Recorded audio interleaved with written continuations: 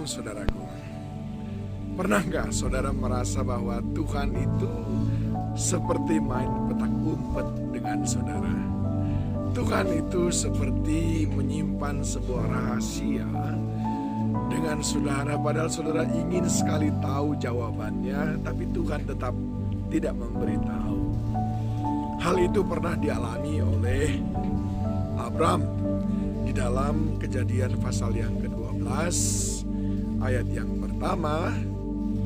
Berfirmanlah Tuhan kepada Abram, pergilah dari negeri dan dari sanak saudaramu dan dari rumah bapamu ke negeri yang akan kutunjukkan kepadamu. Kenapa sih Tuhan tidak beritahu saja kepada Abraham kemana dia akan disuruh oleh Tuhan? Bukankah itu mungkin lebih mudah bagi Abraham? Ya, dari satu sisi mungkin saja begitu saudaraku. Tapi di sisi lain mungkin saja itu yang membuat dia menjadi batal berangkat. Karena akan banyak orang yang mempengaruhi dia. Kalau Tuhan berkata kamu akan suruh ke tanah Kanaan, karena banyak orang berkata jangan. Di sini di Ur Kasdim jauh lebih subur. Ada sungai Tigris dan Efrat. Sementara pada waktu itu tanah Kanaan hanya 30% saja yang merupakan hijau. Sedangkan yang lainnya adalah padang gurun. Tetapi apa yang dilakukan oleh Abraham? Yakobus 2 ayat 23 berkata, dengan jalan demikian genaplah nas yang mengatakan, lalu percayalah Abraham kepada Allah, maka Allah memperhitungkan hal itu kepadanya sebagai kebenaran. Karena itu Abraham disebut sahabat Allah.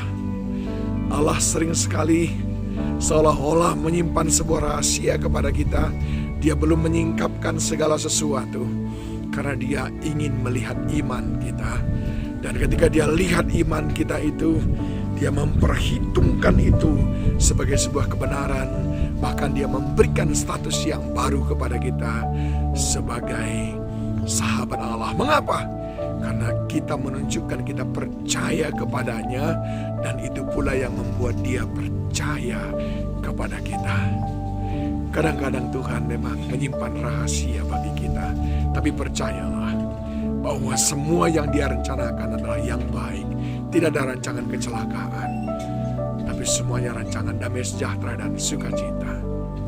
Bukankah ketika Sadrah, Mesah, dan Abednego menghadapi masa-masa yang sukar, lebih baik bagi Tuhan berkata, ya, aku akan menolong engkau, hai Sadrah, Mesah, dan Abednego. Tetapi tidak demikian saudaraku. Sampai-sampai mereka berkata, Tuhan kami akan menolong kami.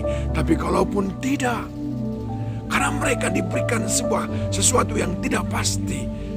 Benar gak Tuhan akan tolong? Mengapa sih tidak pada waktu itu Allah langsung berkata kepada Sadrah, Mesah, dan Abednego, ya aku pasti tolong engkau. Tuhan seolah-olah simpan rahasia.